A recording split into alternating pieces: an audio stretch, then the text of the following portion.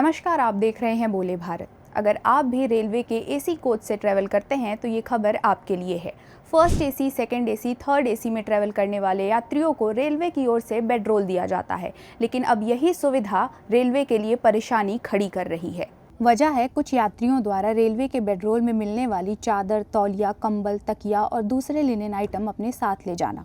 भारतीय railway AC first class, second AC, third AC और third AC economy में सफ़र करने वाले यात्रियों को बिना किसी अतिरिक्त शुल्क के बेडरोल की सुविधा उपलब्ध कराता है। इस बेडरोल में आमतौर पर एक कंबल, एक तकिया, तकिए का कवर, 2 धुली और प्रेस की हुई चादरें और एक छोटा फेस टॉवल दिया जाता है।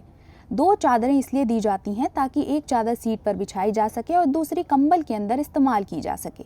यात्रा पूरी होने के बाद इन सभी सामानों को रेलवे के कर्मचारी को वापस करना होता है, लेकिन कई यात्री ऐसा नहीं करते और बेडरोल का कोई ना कोई सामान अपने साथ ले जाते हैं। सर, आरटीआई में ये खुलासा हुआ है कि ट्रेन से कंबल और चादर ज्यादा चोरी हो रहे हैं, तो क्या ये चीज सही है? क्या मतलब पैसेंजर की जिम्मेदारी नहीं है कि जो सुविधा दी जा रही है उसका ईमानदारी से इस्तेमाल किया जाए?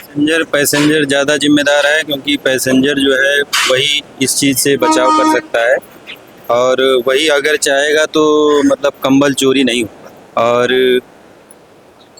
उसका एक गवर्नमेंट को भी एक पैटर्न रखना चाहिए कि जिसको भी दिया जा रहा है उसको जो है गिन करके दिया जाए और उसके बाद उसके लिए कर्मचारी हों जो कि उसको वापस ले सकें। अब सवाल ये है कि रेलवे को इससे कितना नुकसान हो रहा है और कौन सा सामान सबसे ज्यादा चोरी हो रहा है।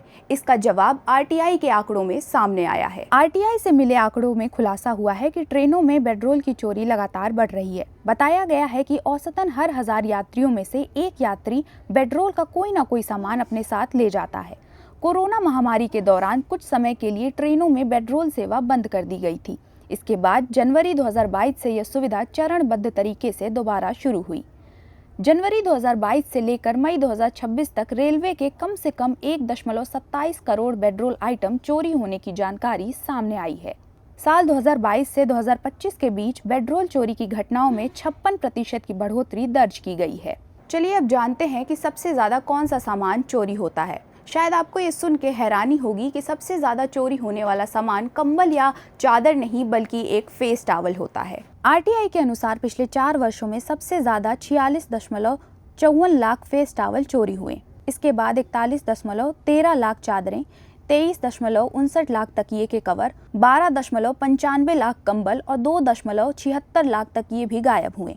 छोटा होने की वजह से फेस टॉवल को बैग या सूटकेस में आसानी से रखा जा सकता है, इसीलिए इसकी चोरी सबसे ज्यादा होती है। रेलवे ने बेडरोल की व्यवस्था आउटसोर्स कर रखी है, यानी बेडरोल यात्रियों तक पहुंचाने, इस्तेमाल के बाद इकट्ठा करने, धुलाई करने और दोबारा पैक करने का काम निजी ठेकेदार करते हैं।